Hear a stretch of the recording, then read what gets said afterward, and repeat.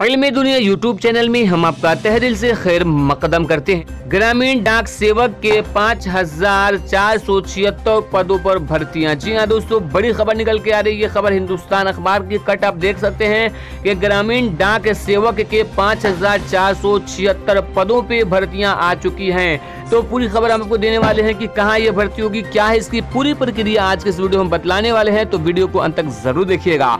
Video को शुरू करने से पहले गुजारिश है कि अगर अभी तक आपने हमारे चैनल को सब्सक्राइब नहीं किया है तो सब्सक्राइब कर लीजिए ताकि आने वाले लेटेस्ट वीडियोस का नोटिफिकेशन आपको मिलता रहे।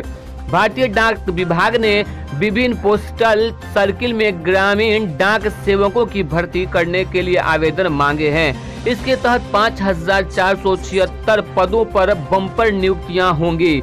ये पद छत्तीसगढ़, तेलंगाना और आंध्र प्रदेश के पोस्टल सर्किल में भरे जाएंगे। इच्छुक और योग्य उम्मीदवारों को इन पदों के लिए ऑनलाइन रजिस्ट्रेशन करना होगा। रजिस्ट्रेशन करने की अंतिम तिथि 14 नवंबर 2019 है। गणित और अंग्रेजी विषय में 10वीं पास उम्मीदवार आवेदन कर सकते हैं। आयु सीमा न्यूनतम 18 और अधिकतम 40 वर्ष है।